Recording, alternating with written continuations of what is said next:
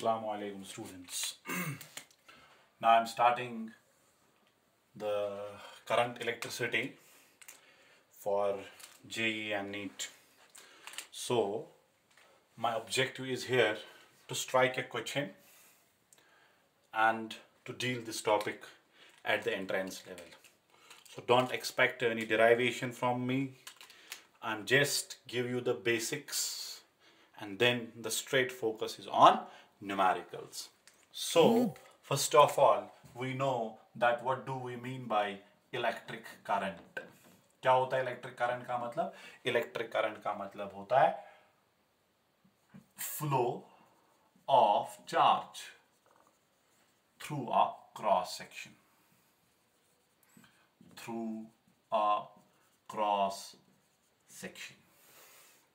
जब आप कोई क्रॉस सेक्शन लेंगे और यहां से चार्ज फ्लो होगा, we say that it constitutes electric current.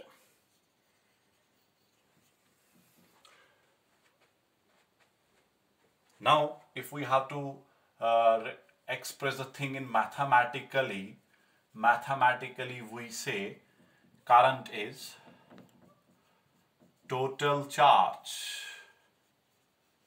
that flows in the time interval. अगर आपको देखना है 4 सेकेंड में कितनी करंट है, तो आप देखिए 4 सेकेंड में कितना चार्ज फ्लो हो गया, that will constitute the current. This type of current is referred to as average current. अब अगर आपको देखना है current at a particular instant of time, then you are going to express instantaneous I is equal to dq by dt.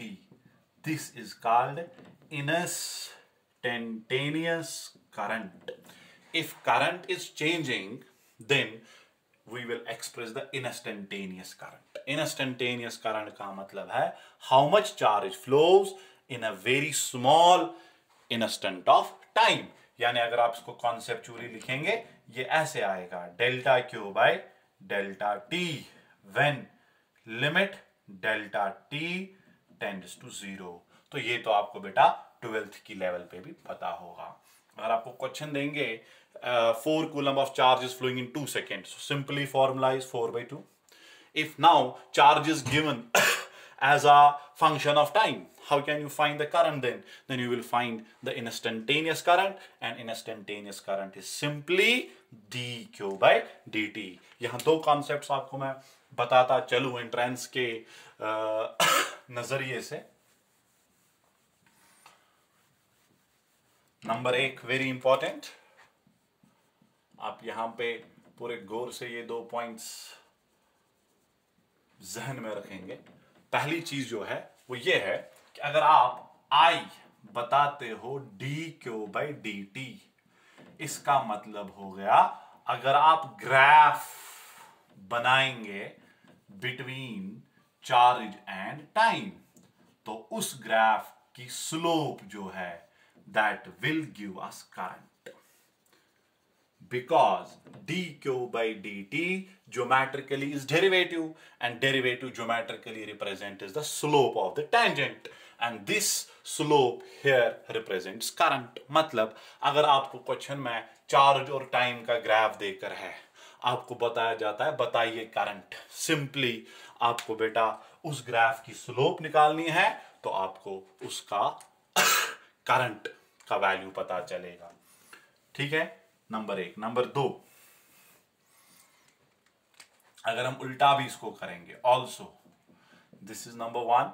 Number 2, अगर हम लिखेंगे I is equal dq by dt, इधर आएगा ना क्रॉस करके dq is equal to I dt, dq is equal to I dt।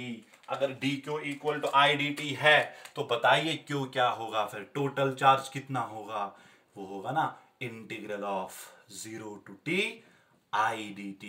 मान लो अब current देकर है, आपको चार्ज निकालना है तो इंटीग्रेशन से, तो अगर आप इसको ज्योमेट्रिकली देखेंगे, यहां पर अगर आपको देकर है graph between current and time, तो फिर उस ग्राफ का area will give you charge, because geometrically integration means area under the curve, derivative means slope। तो अगर चार्ज टाइम का ग्राफ देकर है तो स्लोप क्या देगा? करंट। अगर करंट और टाइम का ग्राफ देकर है तो एरिया क्या देगा बेटा? चार्ज। आपको क्वेश्चन देंगे हम कि आपको करंट और टाइम का ग्राफ देकर है, आपको कैलकुलेट करना है चार्ज, तो सिंपली आपको उस ग्राफ का एरिया इवेलुएट करना है। You have to simply find the area of that graph.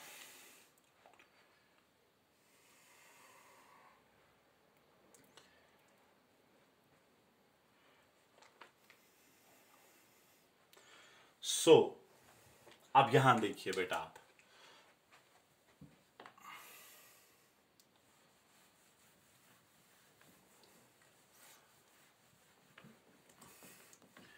इसके बाद दूसरी चीज आपको पता होनी चाहिए, that is said to be the types of current.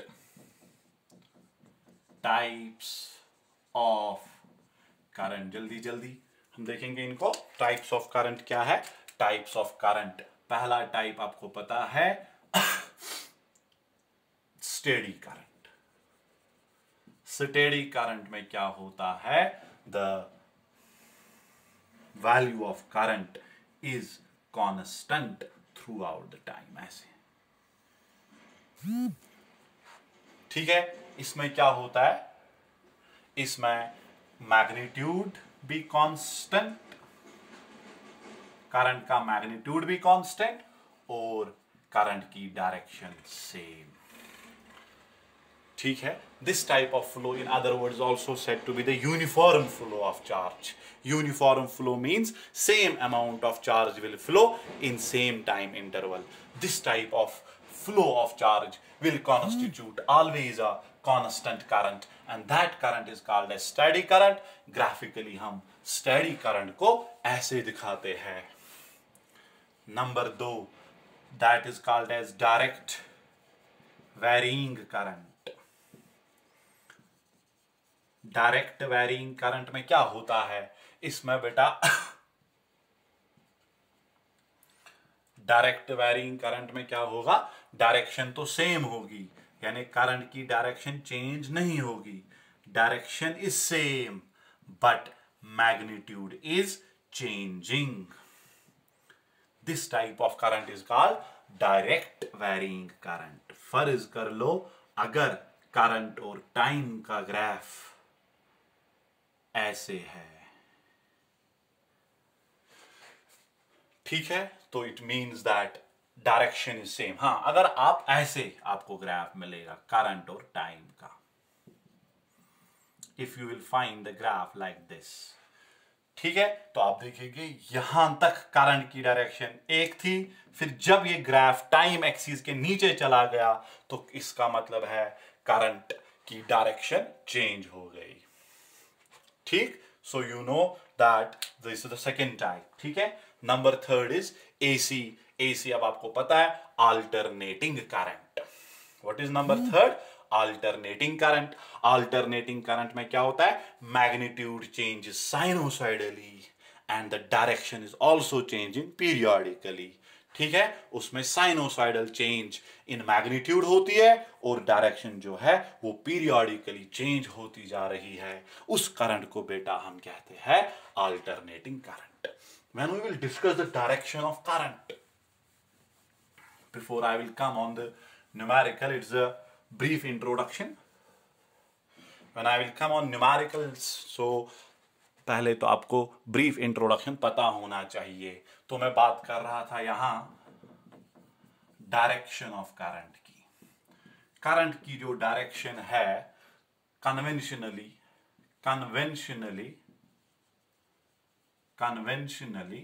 the direction of current is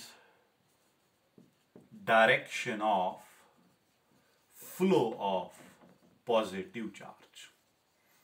क्योंकि जब आप एक कंडक्टर को सेल के साथ जोड़ देंगे, सेल का एक टर्मिनल पॉजिटिव होता है, दूसरा terminal negative. Positive is higher potential, negative is lower potential. यानी इस कंडक्टर का ये टर्मिनल पॉजिटिव, ये टर्मिनल नेगेटिव, इस कंडक्टर के अंदर इलेक्ट्रिकल फील्ड सेटअप होगा। वो इलेक्ट्रिकल फील्ड इसके अंदर अगर चार्ज है वो चलेगा।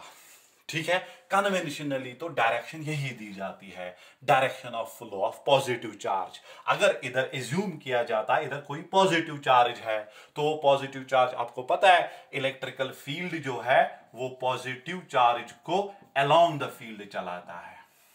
और अगर आप इलेक्ट्रिकल फील्ड में नेगेटिव चार्ज को रखेंगे तो वो फिर इसको अपोजिट टू द फील्ड चलाएगा।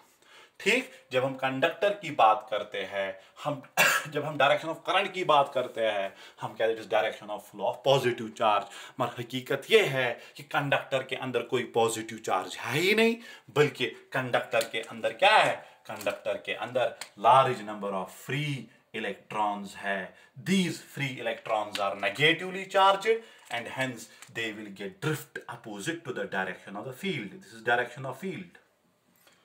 And that the direction in which electrons flow, that direction, that current is referred to as electronic current. But the direction of current is conventional. And what is the conventional direction? Direction of flow of positive charge. और positive charge कहाँ से कहाँ flow होता है? Positive terminal to negative terminal. और you can say high potential to low potential. ठीक, नहीं तो हकीकत क्या है, कंडक्टर के अंदर फ्री इलेक्ट्रॉन्स चलते हैं, but those free electrons get drifted opposite to the direction of the field. तो असल में इलेक्ट्रॉन्स ऐसे चल रहे हैं, मगर करंट की डायरेक्शन ऐसे दिखाई देगी। अब करंट के साथ मैग्नीट्यूड भी है, डायरेक्शन भी है, मगर उसके बावजूद भी ये स्केलर क्वांटिटी है। स्केलर क्वांटिटी क्यों है? Because it does not obey laws of vector algebra. ये लॉज ऑफ वेक्टर अलजेब्रा को ओबे नहीं करेगा, which has been further clear in the Kirchhoff's first law. So this is the tidbits at an entrance level you should know about the introduction of current. Now few numericals here. Few numericals. I'll start with a very simple numerical type. I have a very simple numerical. अगर हम ऐसे question लेंगे, question हम लेंगे बेटा, the charge flowing across cross-sectional area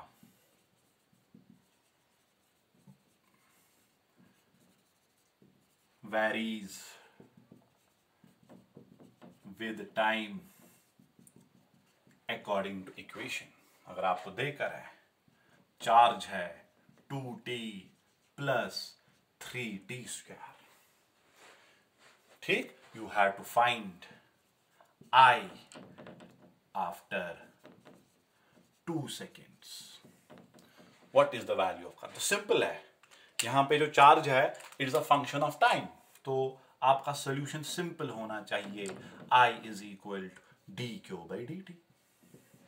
कीजिए इसकी differentiation, D by D T of 2t plus 3t square. तो current 2t is 2, 3t square is 60। Differentiation तो आती होगी। तो अगर आप अब t का वैल्यू 2 देंगे, I आएगा 2 plus 6 into 2, 6 2 is 12, 12 plus 2 is 14 ampere. तो यहां पे ये जो करंट है, क्या ये वैरिंग करंट है? Yes, definitely it is varying current, ये वैरिंग करंट है। So this is not a uniform flow of charge. It is the non-uniform flow of charge. ठीक है, तो आप ये याद ही रखो, whenever charge is the quadratic function of time, quadratic or more, you will definitely get varying current. अगर ये linear होता, you will get a steady current, constant current always. मतलब ऐसे,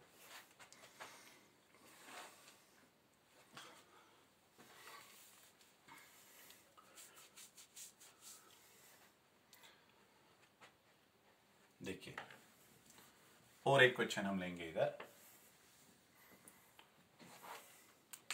अगर क्वेश्चन ऐसे है,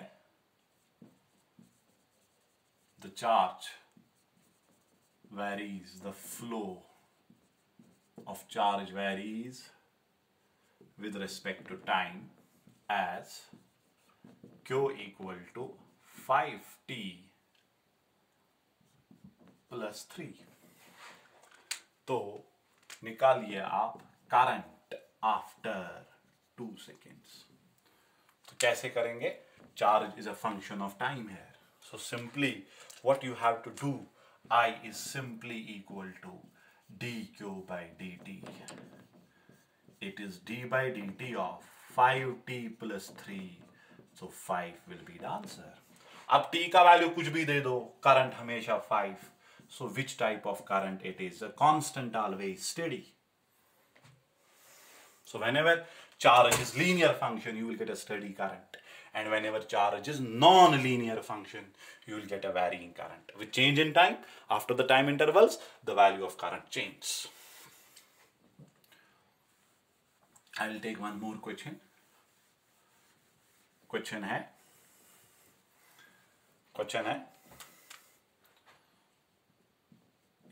if current varies with time according to equation I is equal to 5 plus 4t, 5 plus 4t, find number of free electrons flowing in 3 seconds. Solution. Current देकर है आपको number of electrons. हम पहले चार्ज निकालेंगे इधर। कैसे? अब कैसे निकालेंगे? सीधे अभी मैंने दिखाया, charge will be integration of I D T. पढ़ा ना अभी? तो दीजिए बेटा आई का वैल्यू इधर 0 टू कितने टाइम के बाद? 3 सेकेंड्स तक, 0 to 3। आई है बेटा आपका 5 प्लस 4t dt। कीजिए बेटा आप इसकी integration, get its integration done. Q is equal to, ये यहां पे इंटीग्रल अलग अलग होगा, इतना तो पता होगा एंट्रेंस लेवल पर, plus integration of 4t dt। तो करेंगे हम इस इंटीग्रेशन को इधर बेटा सॉल्व। तो ये इंटीग्रेशन क्या आएगा? Q विल बी इक्वल 5 बाहर, dt की इंटीग्रेशन d, 4 बाहर, t स्क्वायर बाई 2। तो कितना charge? 5 upper limit minus lower limit 2। t का वैल्यू दे दो 3 स्क्वायर फिर 0। तो Q आ गया 5 3 15, 3 square is 9, 9 2 is 18, 18 plus 15 is 33 coulombs. अब कितने इलेक्ट्रॉन्स फ्लो हो गए? तो लगाइए condition of quantization, apply condition of quantization. क्यों क्या है? Ne निकला 33। What is n? 33 by e, 1.6 into 10 raise power minus 19। ठीक है, तो सॉल्व कीजिए, ये कितना आएगा? ये it is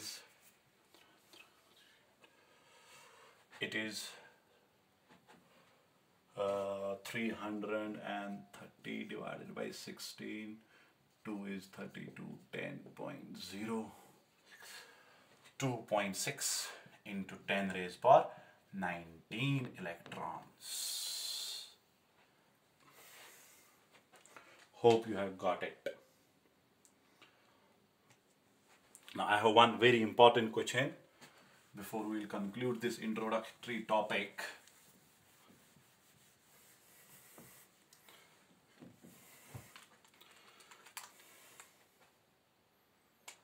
The question is graphical question है. A graph between current and time is given like this. गौर से, बहुत ही अच्छा क्वेश्चन है ये 10 है, ये 10 है. करंट एम्पियर्स में है और टाइम सेकेंड्स में है. तो आपको बताया जा रहा है, बता दीजिए, आपको बताना है average current. You have to find average current here. अगर मुझे चार्ज निकालना होता तो मैं सिंपली इसका एरिया निकालता. अब देखिए, यहां थोड़ा सा हमें समझना है एवरेज करंट है क्या. पहले ही मैंने इसकी जिक्र की. एवरेज करंट का मतलब है टोटल चार्ज जो फ्लो हो गया divided by total time. Total charge by total time. तो हम पहले इधर टोटल चार्ज निकालेंगे. क्या निकालेंगे हम इधर पे पहले बेटा? हम पहले इधर टोटल चार्ज निकालेंगे. ठीक है, तो चार्ज कैसे निकलेगा इधर? चार्ज यहां पे निकलेगा आई टी का ग्राफ जो है. अगर आप इस ग्राफ का एरिया निकालेंगे उससे आपको पता चलेगा चार्ज. मगर यहां पर एक चीज का ध्यान रखना इस ग्राफिकल क्वेश्चन में. यहां पे ग्राफ टाइम एक्सिस के नीचे चला गया है. ठीक है, यानी ये हिस्सा तो पॉजिटिव करंट है, ये नेगेटिव. यानी after 10 seconds the direction of current has been changed. ठीक है, तो हम पहले निकालेंगे इस हिस्से का एरिया, फिर इस हिस्से का एरिया. उनको हम सब्ट्रैक्ट करके देखेंगे टोटल चार्ज कितना फ्लो हो गया. ठीक है, तो यहां पर area of first part is half of base into altitude. That's half of 10 into 10. It's 100. That is 50. इस हिस्से का एरिया मैंने अभी निकाला. सीधे ट्रायंगल का फॉर्मूला. ठीक, area of second half of उसका बेस 10 से 15 तक 5 बनेगा. 10 से 15 तक 5 बनेगा और यहां पर ग्राफ में दिखाया है इधर 5. तो आल्टीट्यूड इसका 5 बनेगा इधर. Half of base into altitude. 5 is 25. 25 by 2 it is 12.5. ठीक, मतलब क्या बना? पहले 10 सेकेंड में चार्ज 50 कूलम फ्लो हुआ है फ्रॉम राइट टू लेफ्ट. ठीक, 50 कूलम ऐसे फ्लो हुआ है. कितने टाइम तक? 10 सेकेंड तक. फिर 10 सेकेंड के बाद क्या हुआ? करंट ने अपनी डायरेक्शन चेंज की है. करंट ने अपनी डायरेक्शन जब चेंज की है, अब कितना चार्ज फ्लो हुआ? अब 12.5 कूलम फ्लो हुए और 5 सेकेंड में. ठीक, so what is net charge flow? Net, ये बहुत इंपॉर्टेंट क्वेश्चन है. 50 minus 12.5, that is 37.5 coulomb. Now you can easily find current, average current, total charge flow 37.5 coulomb in total time, that is 15. Calculated, it is 2.5 ampere. This is how you have to take care of the graphical questions. I will give more graphical questions in the assignment. Hope you can do now the basic questions on this. Thank you.